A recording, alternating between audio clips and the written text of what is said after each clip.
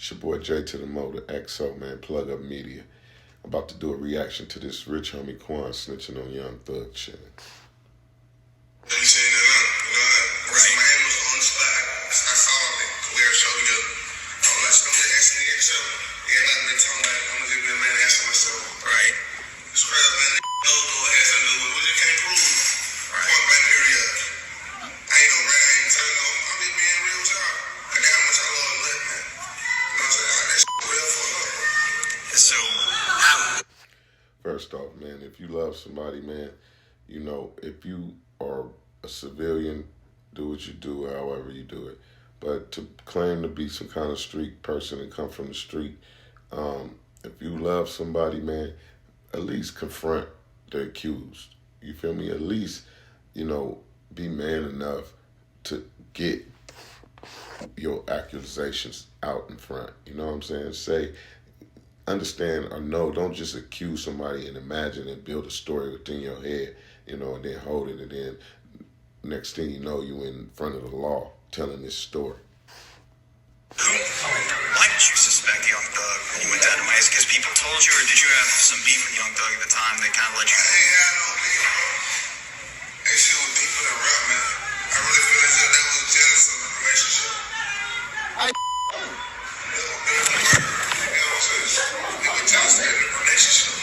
Brother is giving 7 minutes into the interview art. And we're going into the paperwork of the situation because, you know, and excuse me, the guy who downloaded it from me, he don't have the actual clear paperwork, so he stumbles over some of the parts. But we're going to the actual paperwork. It was the reporting that was written off of the interview that we just heard. Q said that both he and Young Thug either frequented or resided at condominiums within Sky House building during the months leading up to Mr. Thomas' death. He said that he and Young Thug were cool up until Mr. Thomas' murder. RHQ reiterated he last spoke with Young Thug in Miami, as stated above, and that he no longer desired to carry on a friendship or business relationship with Young Thug. He stated that Mr. Thomas' murder served as a catalyst for the rift between him and Young Thug. In addition, RHQ didn't trust Young Thug on the... See, right there, he's saying that that basically the murder of Nut was the straw that broke the camel's back. But prior to that, he keeps saying that him and Young Thug was cool. This, you know, rich homie Quan, he just confusing his feelings, I guess.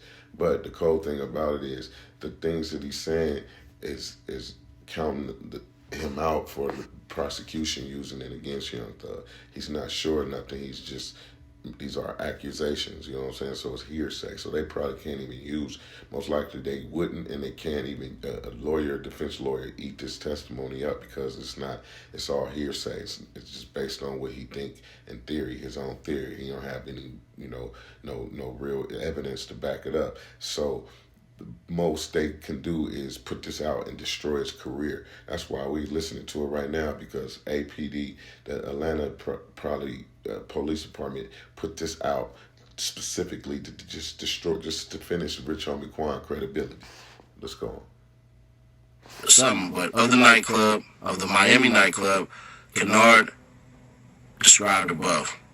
At about 13:20 into the interview, RSQ stated straight up, "Niggas know Thug has something to do with it.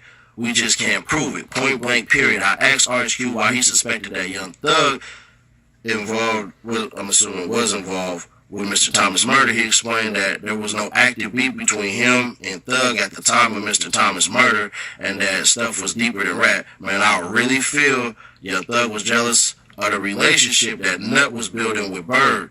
I mentioned that media coverage, both him and RHQ and Young Thug during the summer 2014, appeared to depict the amicable.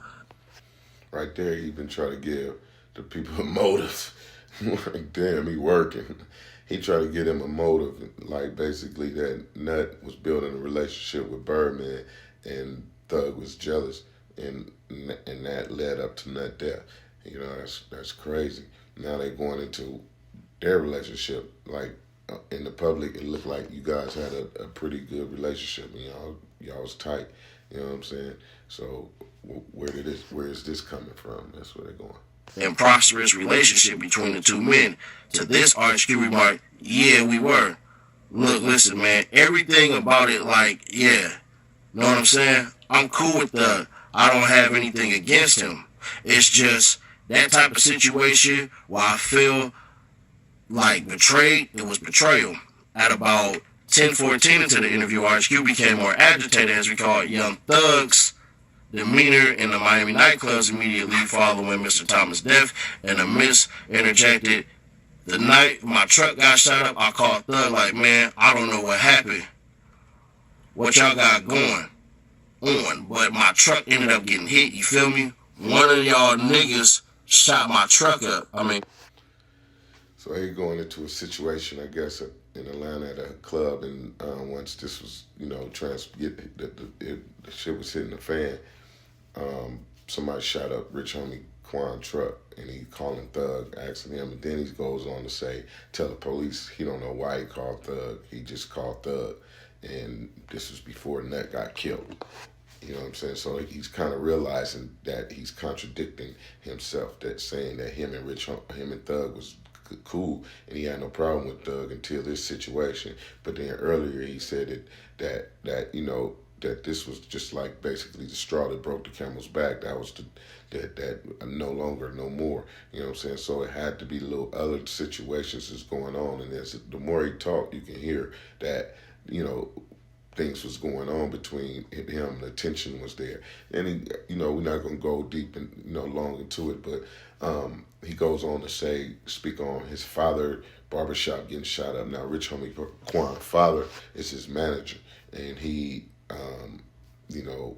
stands in the middle of the business dealings. And they said that him and Birdman had an argument. Rich Homie Quan father and Birdman had an argument, and that's when everything started to dismantle. And at the end of the day, Rich Homie Quan father's barbershop, where he frequents every day, where he's at 24/7 when not on the road, it gets shot up. You know what I'm saying? So a few different situations occur. The pressure start coming down. And this leads to the cowardness of Rich Homie Quan talking to the police. I don't know what led him to the police station, what made them pick him up and to get this interview. Did he volunteer? I don't know. But it's some crazy stuff right here. It just goes to show, man, y'all can't not be believing in your entertainment. Just be entertained. Listen to the music, dance, vibe. Reminisce, whatever you do when entertaining is needed. When you're bored, you turn on the TV. When you turn it off, you don't go live that show. You feel me? So when you turn it on this music, I know it's hypnotizing and all the things that the conspiracy theorists say about music, but it's entertainment. You feel me? It's not that evil. It's not that, like, these things that these kids are saying are not true. You feel me? Y'all gotta understand it. It's not true. Just like Luther Vandross allegedly was homosexual. He was singing these love songs to you that was not true. He was singing them to another man. But we took it, he was singing them to a woman, and we sung them to our women. And we believed that was what the mode was. But it may be allegedly not true. You feel me? Saying that to say this is entertainment, man. Y'all gotta entertain y'all kids. You gotta raise your kids. I'm out.